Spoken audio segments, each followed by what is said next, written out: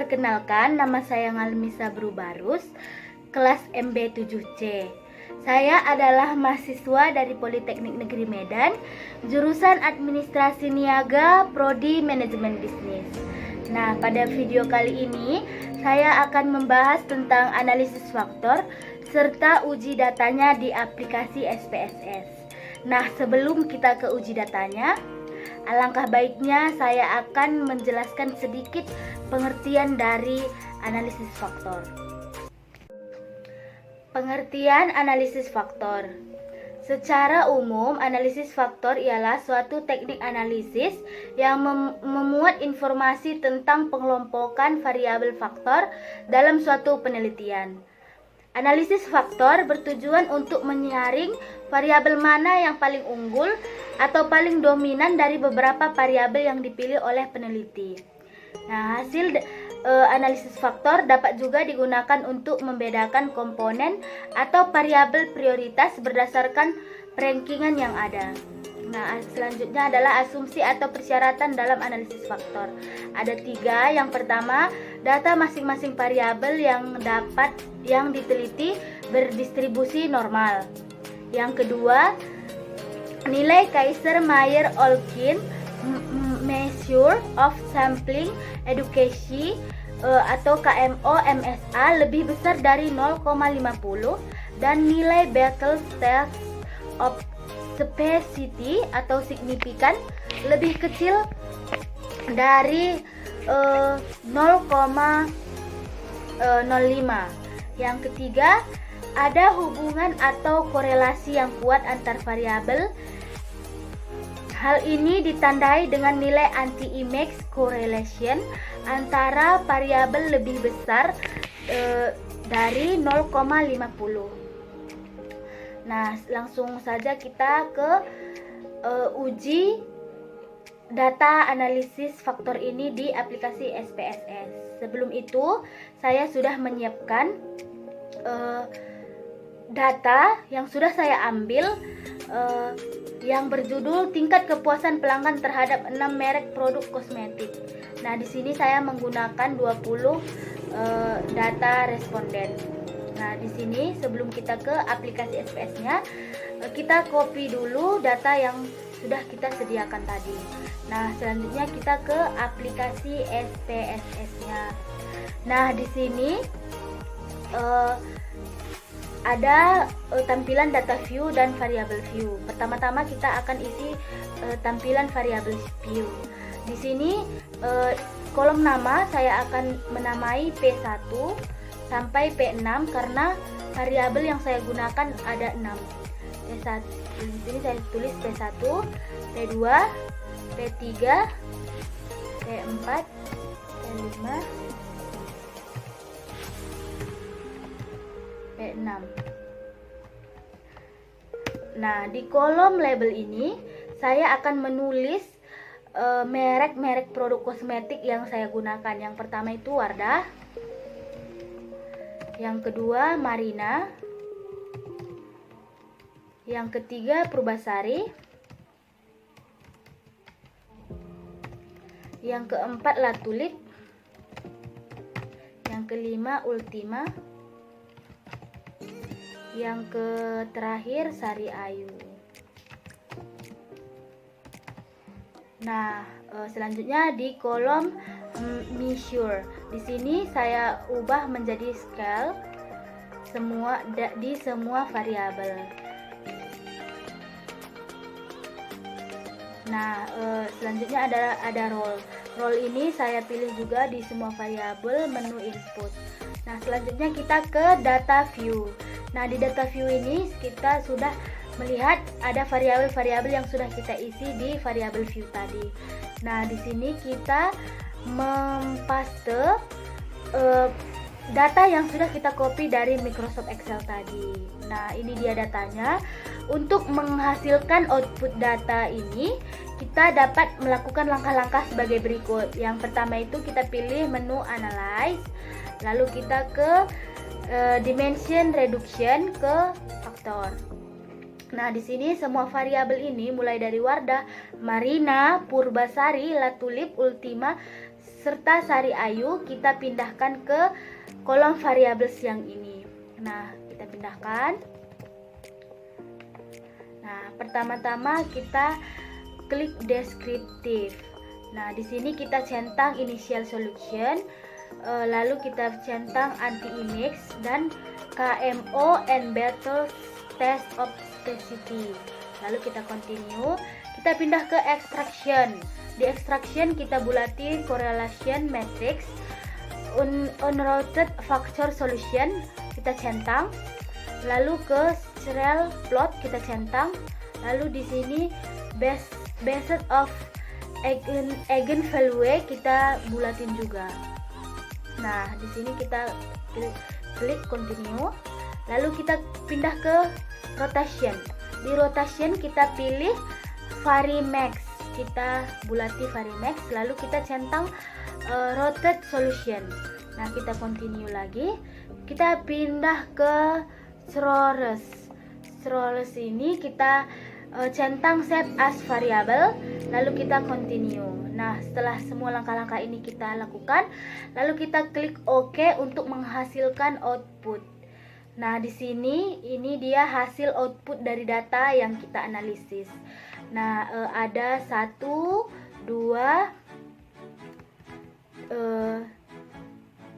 3, 4, 5, 6, 7, 8. Ada 8 tabel yang dihasilkan dari output data analisis yang sudah kita lakukan. Nah, di sini saya sudah memindahkan ke Microsoft Word. Langsung saja kita ke pembahasan atau cara membaca tabel-tabel hasil output data kita. Nah, apa adalah KMO and battles test. Nah, di tabel ini cara membacanya adalah tabel output KMO and battles test berguna mengetahui kelayakan suatu analisis faktor atau analisis faktor ini atau tidak. Nah, caranya dengan melihat nilai KMO MSA. Jika nilai KMO SMA lebih besar dari 0,50, maka teknik analisis dapat dilanjutkan. Nah, berdasarkan output di atas, diketahui nilai KMO MSA sebesar 0,650, maka lebih besar dari 0,50. Nah, ini dia hasilnya ya teman-teman, hasil dari KMO MSA-nya yang sudah saya blok menjadi hijau. Nah, selanjutnya nilai battle test of specificity atau signifikan lebih 0,026 lebih kecil dari 0,05, maka analisis faktor dalam penelitian ini dapat dilanjutkan karena sudah memenuhi persyaratan pertama. Nah, nilai signifikannya ini ya teman-teman yang sudah saya blok warna hijau nih, nilai signifikan. Nah, kita ke tabel output kedua. Ini di sini anti-image matrix. Nah, cara membacanya, anti-image matrix berguna untuk mengetahui dan memenuhi variabel mana saja yang layak pakai dalam analisis faktor. Perhatikan bagian anti-image correlation nih. Kita perhatikan pada tabel tersebut terdapat kode huruf A. Nah, yang sudah saya tandai ini semua berkode huruf A. Yang artinya tanda untuk measure of sampling education atau MSA. Diketahui nilai MSA dari masing-masing variabel yang sudah saya tandai ini adalah sebagai berikut. Yang pertama adalah Wardah. Wardah memiliki nilai MSA sebesar 0,785. Nah, ini dia hasilnya yang sudah saya tandai atau blok warna hijau. Yang kedua itu ada di kolom Marina. Marina ini menghasilkan MSA 0,607. Nah, ini dia hasilnya yang sudah saya bulati 0,067. Selanjutnya ada Purbasari memiliki nilai sebesar 0,631. Nah, ini dia nilainya 0,631. Nah, selanjutnya ada Latulip. Latulip ini sebesar 5,69. Nah, ini dia nilainya. Selanjutnya ada ultima di nilai 0,666. Nah, ini dia nilainya teman-teman yang sudah saya blok warna hijau. Dan yang terakhir ada Sari Ayu. Sari Ayu ini nilainya 0,538. Nah, ini nilainya. Nah, kita baca persyaratan yang harus kita penuhi. Persyaratan yang harus terpenuhi dalam analisis faktor adalah nilai MSA lebih besar dari 0,50. Nah, dari hasil yang kita lihat tadi yang sudah saya blok ini, diketahui nilai MSA untuk semua variabel yang kita teliti lebih besar dari 0,50. Maka persyaratan kedua dalam analisis ini terpenuhi. Nah, satu catatan untuk analisis yang kedua ini, tabel yang kedua ini adalah jika ada variabel yang memiliki nilai MSA kurang dari 0,50, maka solusinya adalah dengan melakukan proses analisis ulang hanya untuk variabel yang memiliki nilai MSA 0,50. Nah, contohnya misalnya di kolom Sari Ayu ini.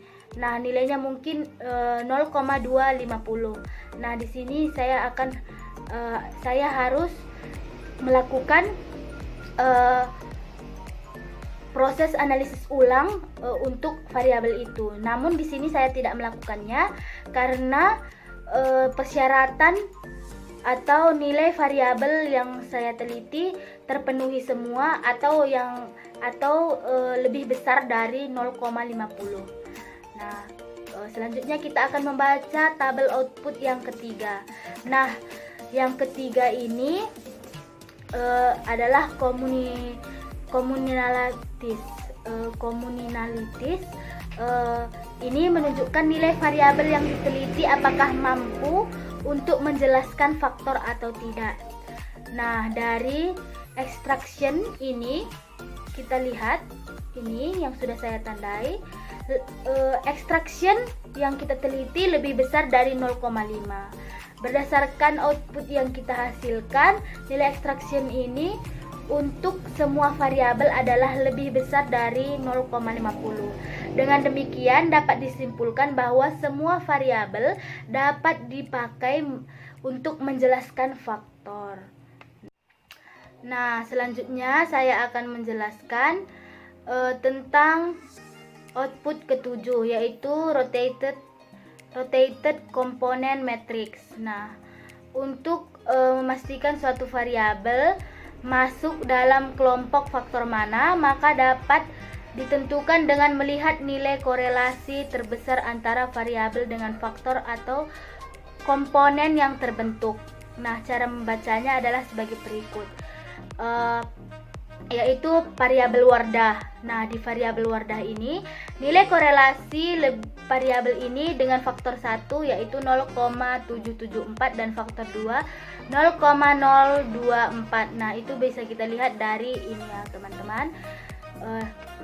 Faktor 1 dari Wardah itu 0,774 dan faktor 2 0,024. Nah, karena nilai korelasi faktor 1 lebih besar dari faktor 2, maka variabel Wardah termasuk kelompok faktor 1. Begitu cara membacanya. Nah, contoh yang kedua saya akan membacakan variabel Marina. Nilai korelasi variabel ini dengan faktor 1 yaitu 0,539 dan faktor 2 0,631. Nah, itu dapat kita lihat dari variabel Marina. Nah, faktor 1 0,539 dan faktor 2 0,631. Nah, karena nilai faktor 2 lebih besar dari faktor 1, maka variabel Marina termasuk kelompok faktor 2. Begitu cara membacanya, teman-teman. Nah, di sini saya sudah memilah variabel mana yang masuk faktor 1 dan faktor 2. Nah, di sini variabel Marina termasuk kepada faktor 1, variabel Wardah termasuk faktor 1, Variabel Marina termasuk faktor 2, variabel Purbasari termasuk faktor 1, variabel Latulip termasuk faktor 2, variabel Ultima termasuk faktor 1, dan variabel Sari Ayu termasuk faktor 2. Nah, selanjutnya adalah dengan melihat pembahasan di atas tadi, maka kesimpulan yang dapat kita ambil dalam analisis faktor ini adalah sebagai berikut. Sudah saya tabelkan ya teman-teman. Di sini faktor 1, variabel yang termasuk pada faktor 1 adalah Wardah, Purbasari, dan Ultima. Dan faktor 2 adalah variabel Marina, Latulip, dan Sari Ayu. Begitu dia cara membacanya teman-teman. Selanjutnya adalah tabel output ke-8 atau yang terakhir. Nah, di sini adalah tabel komponen transformation matrix. Nah, menunjukkan bahwa pada komponen 1 nilai korelasi adalah sebesar 0,981, lebih besar dari 0,5. Itu dapat kita lihat dari sini ya teman-teman, dari komponen 1 ini. Nah, untuk komponen 2 nilai dari korelasi sebesar sama nilainya teman-teman, 0,981. Itu dapat kita lihat dari sini ya teman-teman. Nilainya sudah saya blok. Lebih nilai dari komponen 2 sebesar 0,981 lebih besar dari 0,5 juga teman-teman. Nah, karena nilai korelasi semua komponen lebih besar dari 0,5, maka kedua faktor yang terbentuk ini dapat kita simpulkan layak untuk merangkum kelima variabel yang kita analisis. Nah, semua tabel yang output yang kita hasilkan sudah kita bacakan. Kita kembali ke SPSS-nya sebentar ya teman-teman. Nah, di sini di data view sudah ada variabel baru yaitu VAC1 dan VAC2. Nah, VAC1 ini adalah hasil dari skor faktor 1 dan ini adalah skor faktor 2. Itu dia hasil untuk membaca output dari analisis faktor yang sudah kita teliti. Nah, sebelum menutupnya, saya ingin menjawab pertanyaan ini. Dapatkah analisis faktor dilakukan dengan software lain selain SPSS, misalnya dengan Amos ataupun Smart PLS? Nah, jawaban saya bisa. Dalam mengelola data, ada beberapa aplikasi atau software yang dapat memudahkan kita dalam menghitung data, yaitu SPSS, Smart PLS, Amos, Minitab, dan Lizrel. Nah, di sini saya akan menjelaskan Amos saja dan Smart PLS karena di pertanyaan misalnya dengan Amos ataupun Smart PLS. Nah, Amos ini merupakan kependekan dari Analysis of Moment Structures yang digunakan sebagai pendekatan umum analisis data dalam model persamaan struktural atau Structural Education Model atau yang dikenal dengan SEM. SEM dikenal juga sebagai Analysis of Convergence Structures atau disebut juga dengan model sebab akibat atau causal modeling. Dengan menggunakan Amos, maka perhitungan rumit dalam SEM akan jauh lebih mudah dilakukan dibanding dengan menggunakan perangkat lunak lainnya. Lebih lagi, penggunaan Amos akan mempercepat dalam memudahkan spesifikasi, melihat serta melakukan modifikasi model secara grafik dengan menggunakan tools yang sederhana.